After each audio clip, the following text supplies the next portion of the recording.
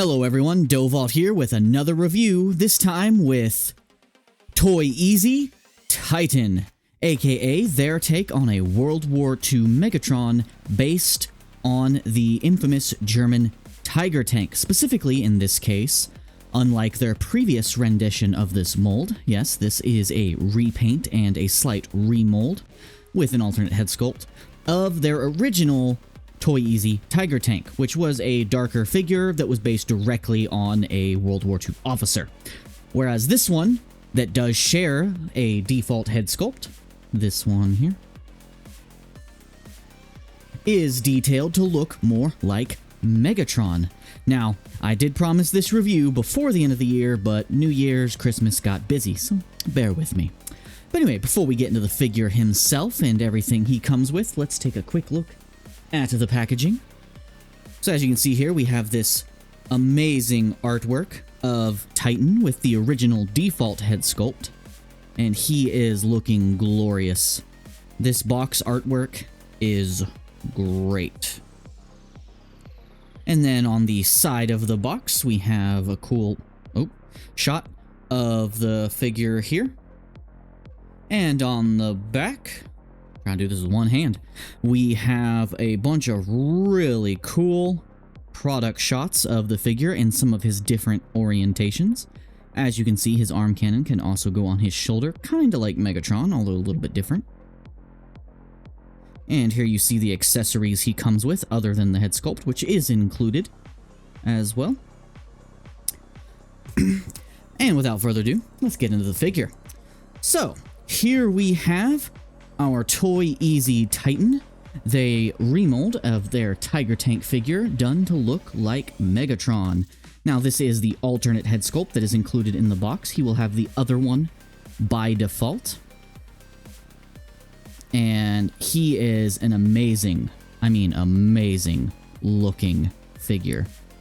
The details on the legs, how they kind of made the tank legs look similar to his some of his earlier renditions of his weapon legs from the original G1, which of course was a German pistol.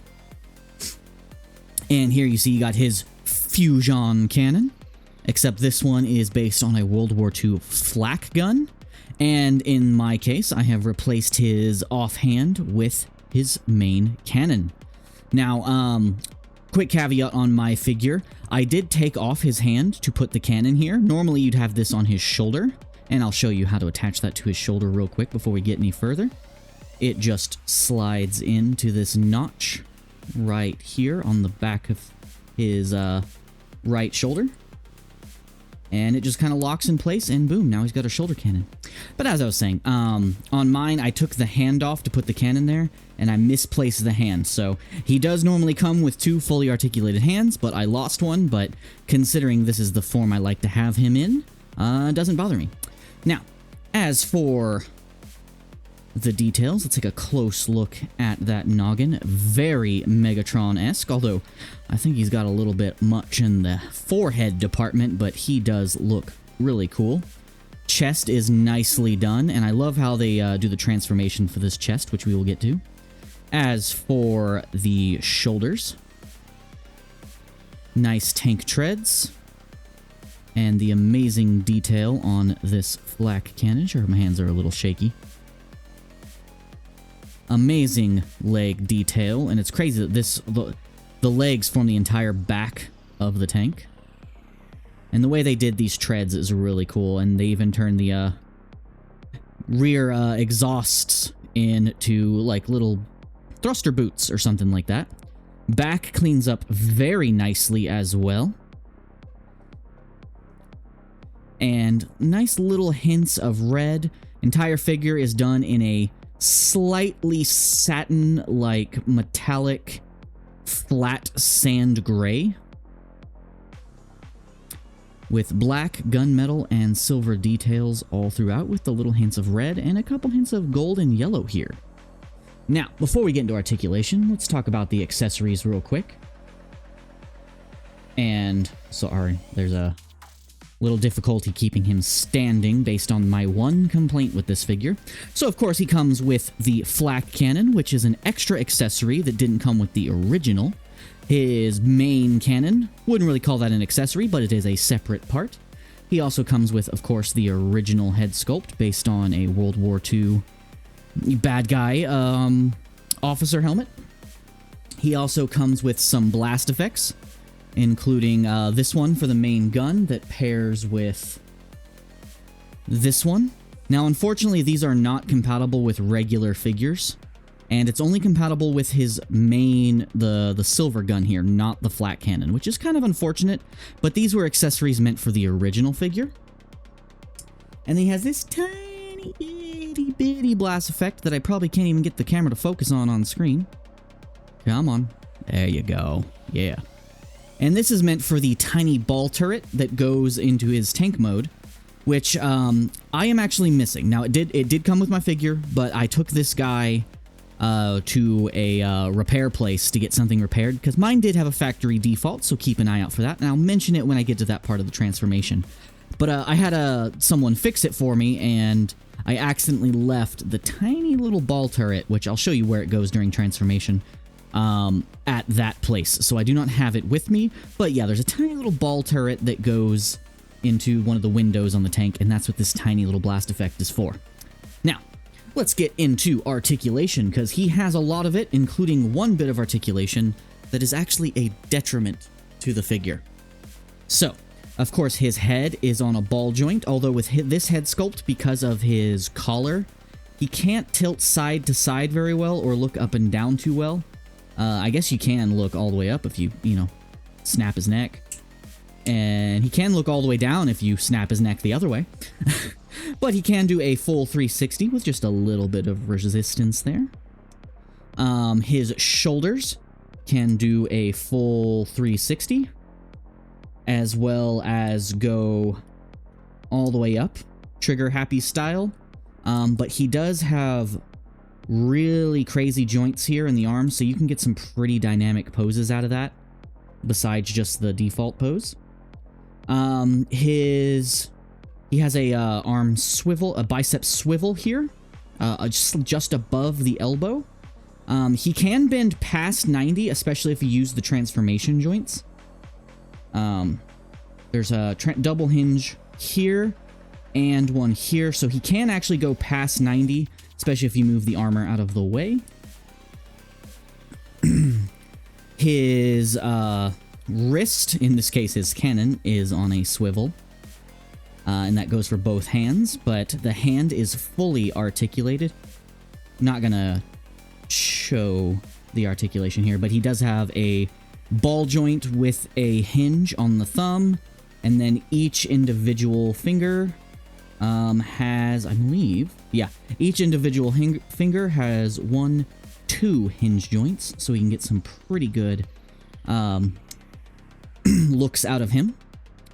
He does have a waist swivel, as well as a pretty decent ab crunch. Not crazy, but enough to give him some JoJo poses. He does have a thigh swivel to a realistic degree. No, like, full 360s or anything like that. His legs can kick, if you move the skirts up out of the way, can kick forward all the way, and back all the way as well, although his hip joints are very tight, just a heads up. They are ludicrously tight. At least on my copy. You can hear that nice little squeak. He does have a knee bend that can go just past 90. It is a double jointed knee. And then he has a heel tilt, and a forward and backwards tilt as well, and a rotation on the ankle. Now, the one bit of articulation that is a problem, and it's part of transformation, which I think is why they had to do it this way and kind of cut a corner, but he does have, in addition to his heel tilt, he has a toe tilt, but unfortunately because of transformation, it just goes straight up. So if you don't position him very carefully, he will just lean forward and fall. That is my one complaint with the figure, but I don't like pose him around too much. I kind of find a stable position for him and just kind of leave him there. But yeah, that is our little World War II Megatron in his robot mode. And he is an awesome looking figure if you can get him to stand up. But he is an amazing looking figure, and the detail is really nice. Honestly, this looks like what we could have gotten had we actually seen an Earth mode for Megatron in the Bumblebee series of movies, like Beast Wars and all that. And I think that was kind of their intent with this, but it's cool that they went with a World War II German vehicle, similar to how he originally turned into a World War II piece of weaponry in the past. So it's just a nice little homage to that. Now, without further ado, let's get into the transformation. Now, I will do some of this transformation kind of off camera because it's like lining up panels and stuff like that. But I will show you where everything goes, nice and neat. Now, the first thing we're going to do is remove his cannon. Yes, it does have a little bit of parts forming, but since it's weapons, I do not mind whatsoever. So remove that cannon. Now, to remove the bigger cannon, it's a little tougher. There is a little black latch here wrapped around. You want to pull that out, and that's going to let you remove the gun. And then it's pegged in where his wrist attachment point is. You can just wiggle that off. And boom, you have that gun off and out of the way. Now, the way this guy transforms is a little complex, but not in like a crazy or annoying kind of way. Yeah, he just does everything in kind of like segments. Now, I think what I want to do is start with the legs. So what you do with the legs is, I'm going to say go ahead and first just straighten them out just to make things easier on yourself. Do the same thing on both sides. Then what we are going to do first is you are going to take the sides of the legs, like here. You're going to untab those. Do the same thing on the other side. On mine, they are very tight pegs, but yeah. Unpeg that, like so. Then you can untab this part here, and that will give you access to the bottom half of the leg. So you're going to go ahead and tint these up a little bit more. Move this out of the way for now.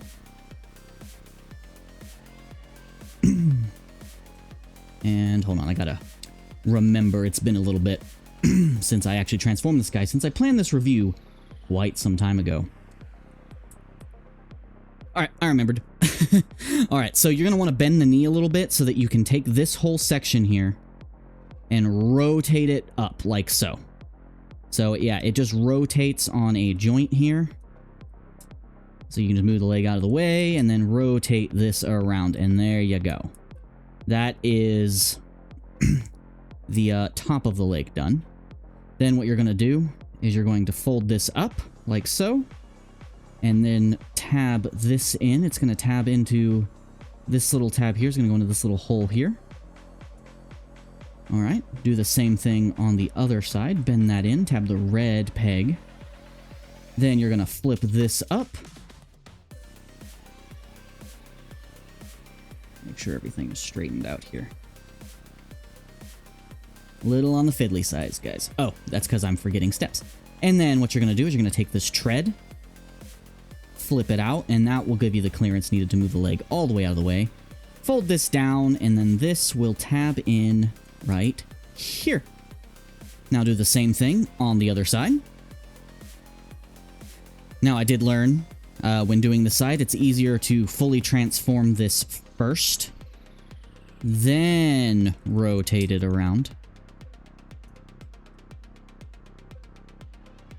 Once you move this other piece out of the way. Pardon me. I'm screwing things up here. There we go. Straighten the leg back out so that it tabs into itself. Wasn't expecting this guy to be so difficult to do on camera. There we go. All right, peg that in, move the leg out of the way, fold the knee down, collapse this, and boom, that is both sides of the legs done. Now to combine these two halves, what we are going to do is going to come to the back here.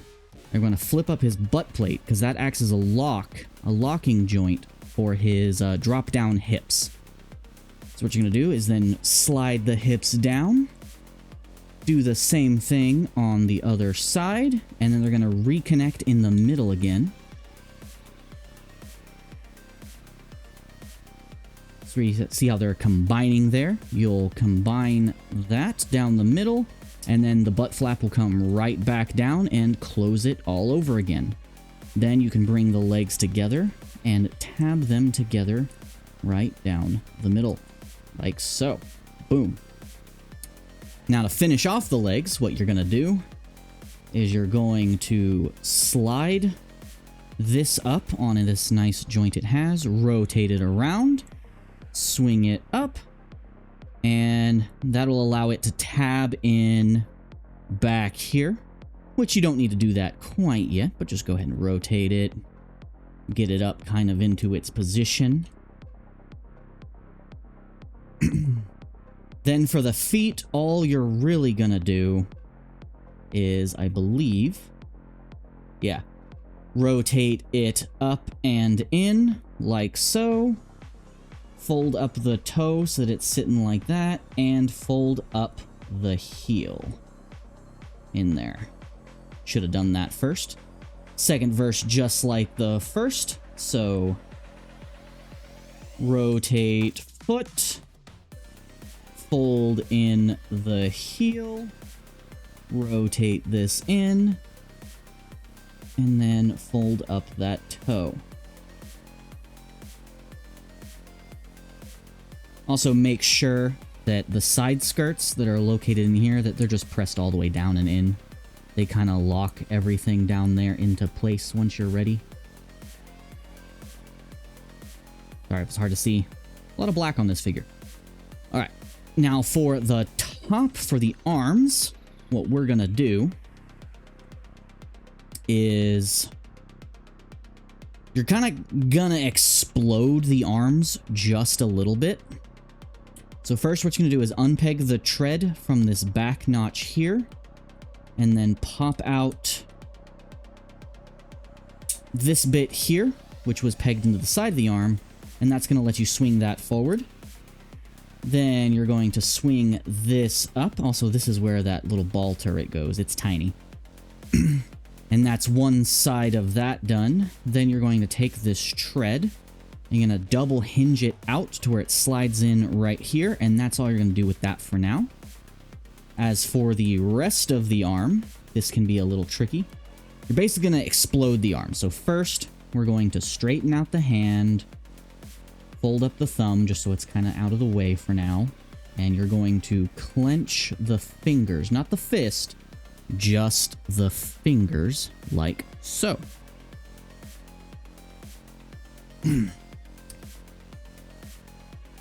Then, the next part, which I've almost forgotten entirely, I believe, is... Give me a second, guys. There we go. Figured it out. Alright, so you pop out the side panel here, the side with the electrical wiring. You pop that out, and that's going to unlock it for you. And then that lets you pop out this section here, and all you're going to do with this is you're going to take it and flip the hand in and around and fold it under. Then this is going to flip around like so. And as for all this, this tab here is going to fold down. And then the arm is going to kind of, once you get this double hinged up, so this is on a double hinge here, you're going to slide this up so that it nicely fills in the gap there. It can be a little tricky to get these various hinges and stuff undone. Sometimes it might help to partially transform the arm by opening this up first. And there we go. And there you have that slid into place. Now to continue the arm, what we're going to do is we are going to, I believe...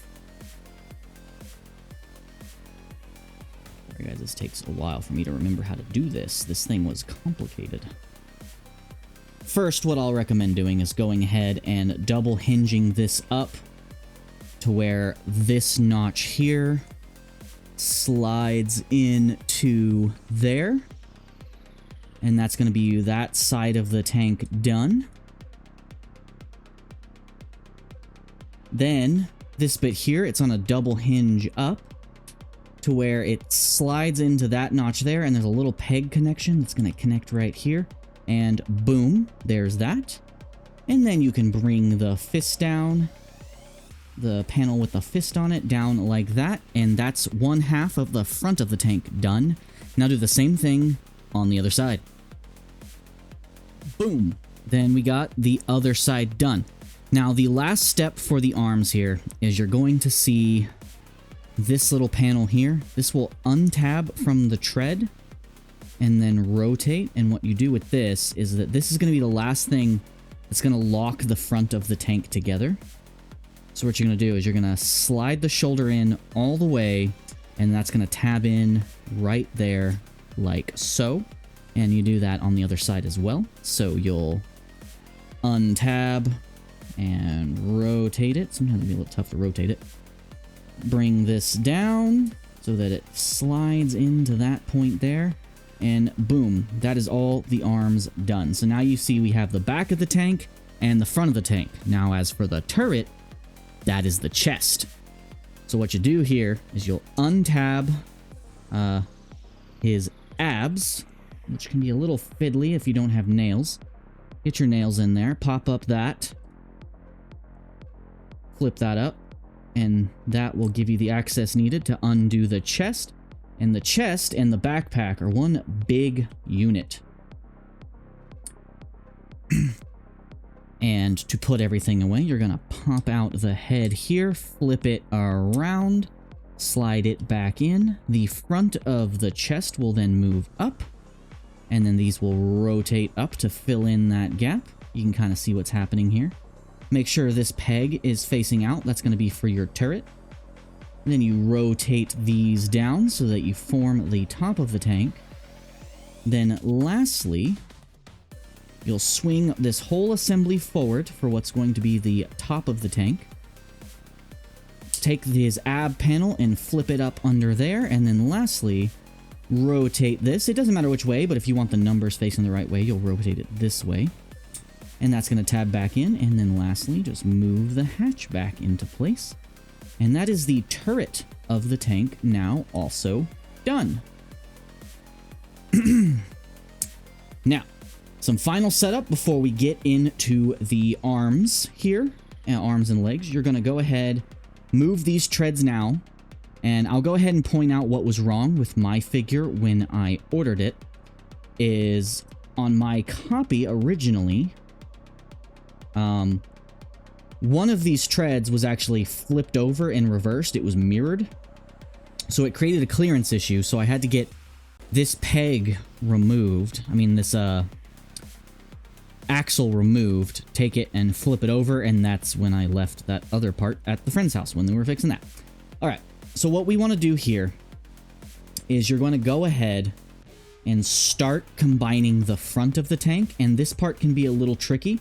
So I might show you one and then definitely do the other one off camera. So you're going to, using the double hinges here, you're going to double hinge this up so that they meet in the middle. And at the same time, you're going to slide this whole section underneath the turret. And there's this little plastic peg right here is going to tap into a very hard to see little black peg here. You can't quite see it. There it is. So it's going to be a little fiddly, and you do have to make sure you have plenty of clearance, because sometimes this underside of the arm will clip onto the back side of this here and cause an issue. So let's see if I can get this on camera. So you're going to bring it up. You're going to start compressing everything. Yeah, like this. And that's going to let you start swinging the whole assembly in. It can be a little tricky to get the proper clearance, especially if things have rotated around it all. And you're just going to bring all of this in, make sure it slides over, and then you're just going to tab everything in. I'm going to do that part off camera real quick. All right, once you got both sides pegged into their final position, you're just going to take it down the middle here, and you're going to peg everything together. It's going to be a very nice, firm tab together there in the middle. And boom, there is that all done. It's not the cleanest, but you know, you get the point. Now for the final touch for the legs. This part can be a tiny bit tricky, but it's not bad. So what you're going to do is you're going to swing the leg in.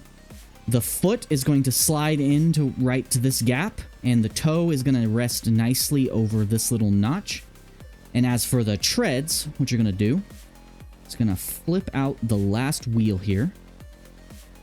And then this tab here is going to slide in on top of that notch there. That can be a little tricky, but once you get it and you press everything in firmly, it'll all make sense in a moment.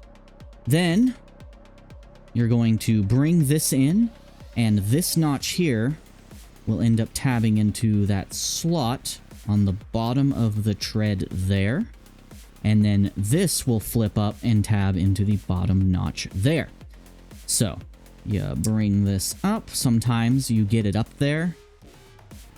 Then you bring the bottom one in. Go ahead and tab that in.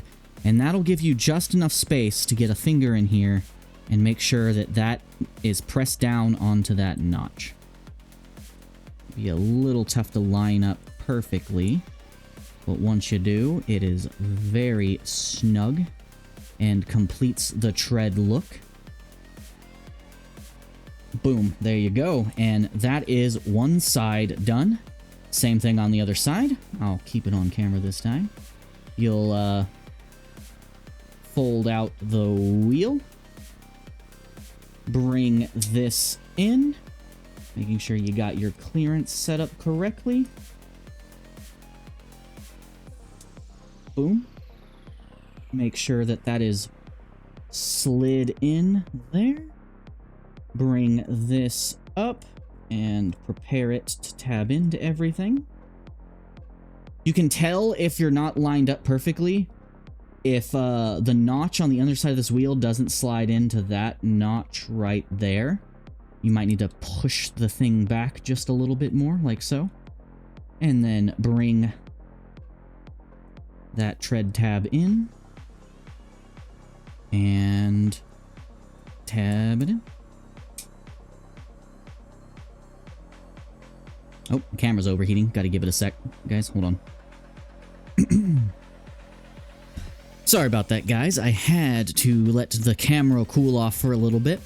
So here we have him in his base vehicle mode, and to finish that off, all we do is take his cannon here with the little circle facing up, and that little port right there will plug into that hole right there, and boom. There we have World War II Megatron in his base vehicle mode. And that is a really nice looking Tiger tank. Very clean. Cleans up real nicely. Oh, I forgot one little step. Forgot to bring these up and peg them into the back to lock the last little bit in place. There we go. So here we have him in his Tiger tank mode. And he is looking pretty nice. Very nicely detailed all over with the greebling and the wiring. And as far as I can tell, it's a pretty accurate representation of a Tiger tank. And it's all done in that sand gray with a little bit of weathering and soot on the cannon barrel. And this turret can do a full 360. It can aim up a little bit, not too much, and aim down just a little bit. And unfortunately, he doesn't have any rolling wheels. I wish they had incorporated some, but it's okay that they didn't. And before we get into the rest of the accessories, I figure I'll try and put on that blast effect we were talking about. So we'll take this one and plug it in through this one, and I believe this just pegs into the end of the cannon like so, and boom. Bad guys can give the good guys a blasting. Camera will not focus on it. There we go. Now, as for the rest of his accessories, specifically that large cannon, how you attach this thing here to finish out the look is you'll actually pop the gun off, as this was a extra accessory that didn't come with the original version of this mold, so it does have to kind of parts form just a little bit. And you're going to take the center top hole here and peg it into that cannon hole. Slide it on. You might need to move the hatch out of the way just a little bit. And make sure that that peg is folded up from the robot mode. And that should be everything. Why is this not wanting to angle up? There we go. It got a little stuck. And that goes on, and then you just put the cannon right back on like so. And there you have his ludicrously large flak cannon here on the top. Oh, I did something wrong. Hold on. I folded that peg the wrong direction. That's why the cannon didn't want to move. So this little peg that you use to combine it with the arm, you have to fold it back, not forward. There we go. Now it'll angle properly. And there you have the ludicrously large flak cannon there on top. And it does look pretty cool, but also very ridiculous depending on what angle you have it in. I kind of wish instead of this cannon, there was like a blast shield here.